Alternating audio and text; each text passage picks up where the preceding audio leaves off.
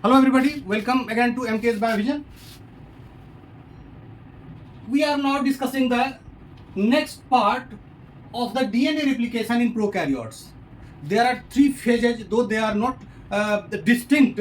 They occur in almost continuous fashion.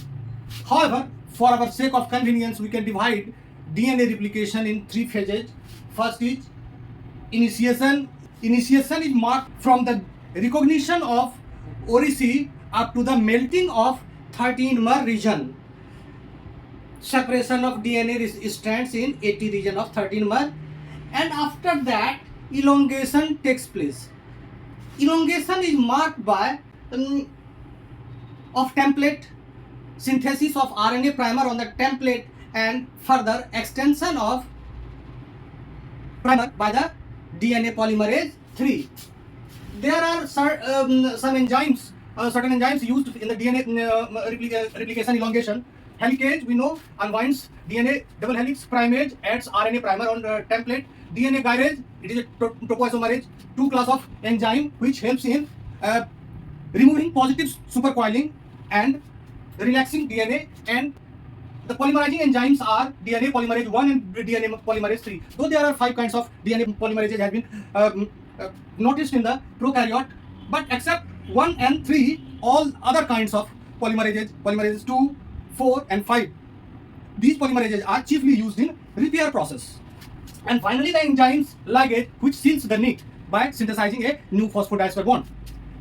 Here elongation begins from addition of DNTP, deoxynucleotide triphosphate, to primer. This is the primer, 5 prime, 3 prime, and 3 prime in OH makes a nucleophilic attack on new DNTP in presence of magnesium ion, and this way the first nucleotide of DNA is attached to this RNA primer. Further, again, the free OH in makes a nucleophilic attack on deoxyribonucleotide triphosphate, and it further adds. The process keeps on repeating, and with each nucleophilic attack, and with each nucleophilic attack, there is a release of pyrophosphate. There are 3 phosphates in this DNTP, and 2 pyrophosphates are released, which is broken down by a ubiquitous enzyme present in almost all the organisms, that is pyrophosphatase. Breaking down of pyrophosphate releases some energy that is utilized for the elongation process. And further, we have seen that this is the RNA primer, and this stretch is made up of DNA, and this is the free end of hydroxyl. This is called Okazaki fragment. The part of DNA, newly synthesized DNA, on lagging strand is known as Okazaki fragments. Here we see we see a replication 4, in which, though the replication is generally bidirectional in nature, we have taken a single replication 4.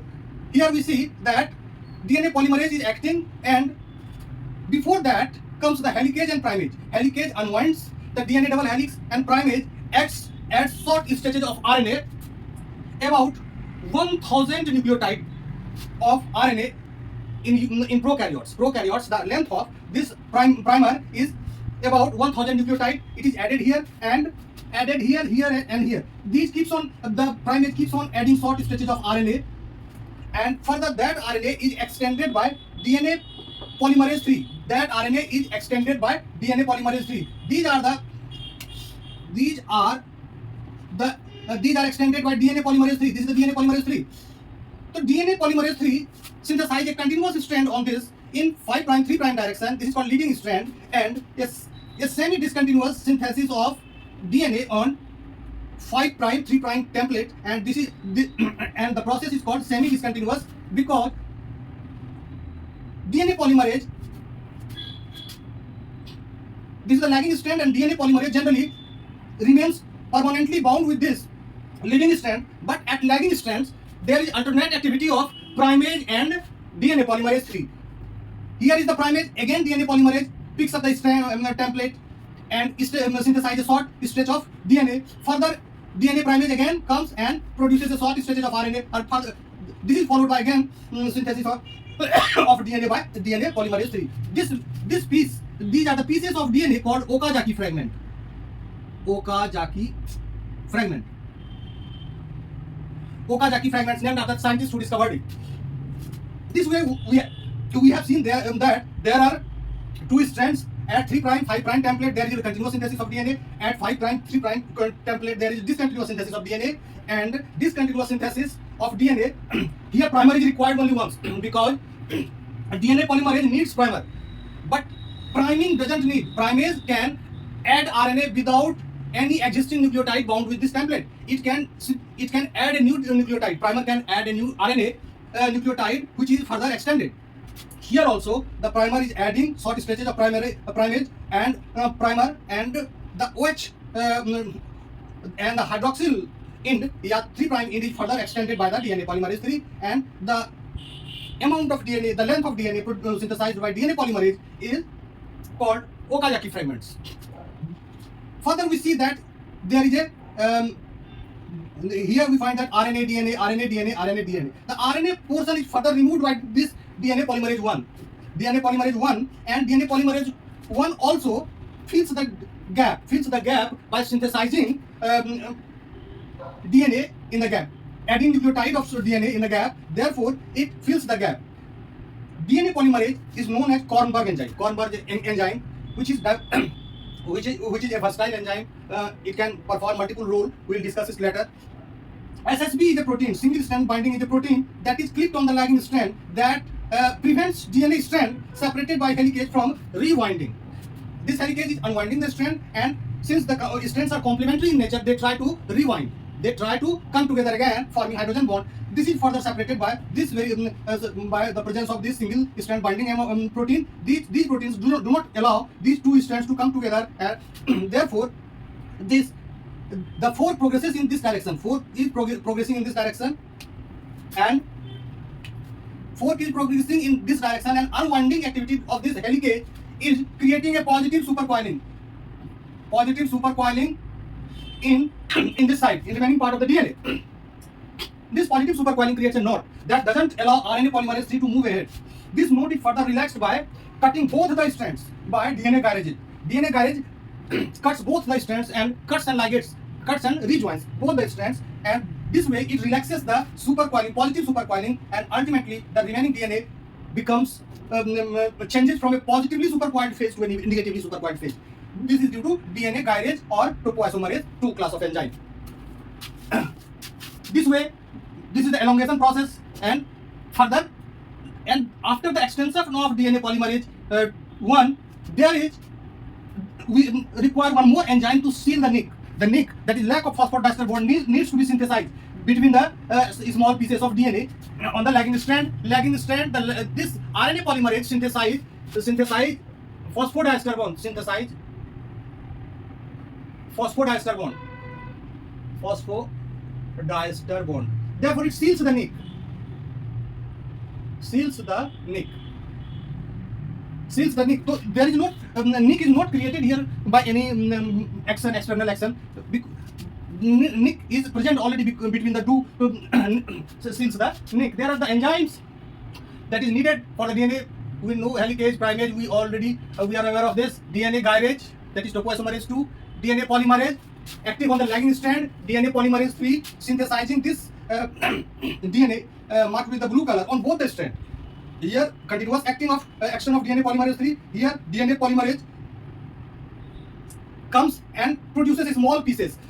It normally happens that if DNA polymerase on the lagging strands picks up the template and leaves the template. When it picks up the template, it synthesizes, it extends the primase, and when it finds there is another RNA sequence ahead, then it stops. Here is the RNA piece. DNA polymerase 3 picks up the template and extends this, and after that it finds another primer ahead, then it leaves the lagging strand. Further, it again joins the lagging strand and synthesizes small pieces of DNA, and this keeps on repeating. Here, DNA polymerase 1, that is Kornberg enzyme, 1 polypeptide. This DNA polymerase 1 is a versatile enzyme. It is made up of, though it is made up of a single polypeptide of 928 amino acids. After tryptic digestion, when we digest this DNA polymerase 1, we find two fragments. One is called Lenov fragment. One is called Lenov fragment, and another is called another is the DNA polymerase, when treated with trypsin, is broken down into two fragments. Larger fragment is called Lenov fragment. Lenov fragment. This is the Lenov fragment. This is the Lenov fragment. Lenov fragment has polymerase activity as well as exonuclease activity. Exonuclease activity. 3' 5' exonuclease activity. This shows that polymerase activity as well as 3' 5' exonuclease activity, which is also known as, which is also called proofreading ability. Proofreading ability is possessed by this Lenov fragment, and further the remaining piece is equipped with exonuclease activity 5', 3', that is required for removal of primer. Here we see that this is the Okazaki fragment. This is the Okazaki fragment. Suppose this is RNA and this is DNA. RNA requires primer removal.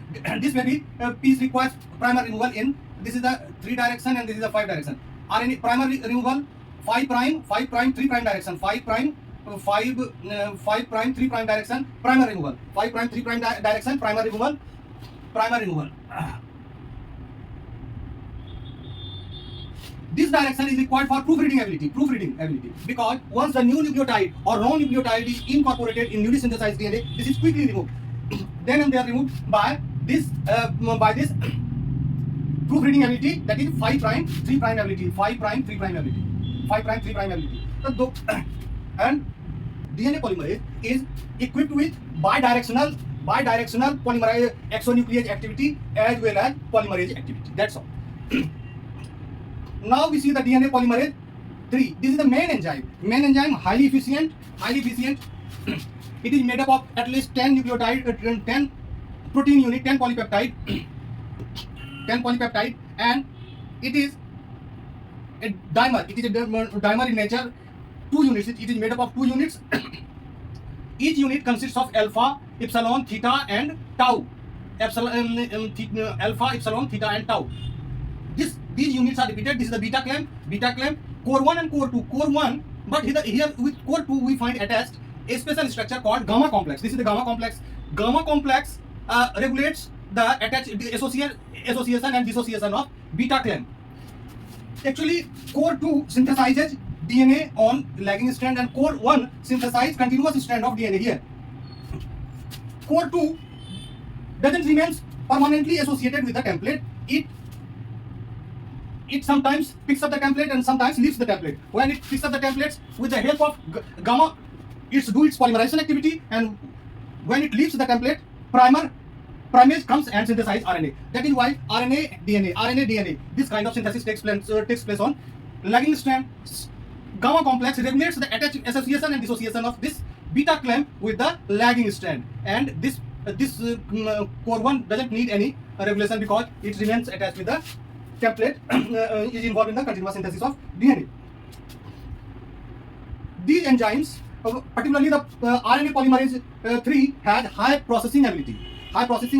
It means it has high speed. It can bind. It can add nucleotide with a high speed in comparison to the polymerase 1 and other polymerases present in the eukaryotes. Catalytic activity. Here we see that alpha catalytic core is formed. Catalytic core 1 and 2 is formed by alpha, epsilon, and theta. Alpha, epsilon, theta here. Alpha, epsilon, theta. Sliding clamp is made up of beta subunit, which is homodimer in nature. Same kind of structure, homodimer in nature. Tau is a dimerization element of catalytic core. This is the dimerization element. Tau is the dimerization element of this catalytic core, and gamma complex acts as clamp loader. As is gamma complex is responsible for loading beta clamp with on the lagging strand. Clamp loader is required only for association and dissociation of this DNA polymerase 2 with the lagging strand. This way we can see that how different units of DNA polymerase is helpful in synthesizing this DNA. Alpha is polymerase. Alpha is equipped with polymerization activity. Here we do not have written here. Alpha polymerization, epsilon. Alpha polymerization, epsilon exonuclease activity. 5', 3', 3', 5'. This is proofreading ability. this enzyme is also equipped with proofreading ability. Proofreading. Because since the processability of this enzyme is very high, there are chances that wrong nucleotide may be incorporated on the newly synthesized DNA, and proofreading ability removes those wrong nucleotide. Theta enhances the activity of exonuclease activity of this core complex. This way we have seen each and every aspect of DNA replication, elongation in prokaryotes. We in our next lecture series talk about the termination process. That is also very important, and that will be the final part of this DNA replication in prokaryote. DNA replication is in eukaryote. We have already discussed DNA replication in eukaryote in our video series. You can go and find out that. And after that, we'll try to take up the DNA repair also. Okay, thank you.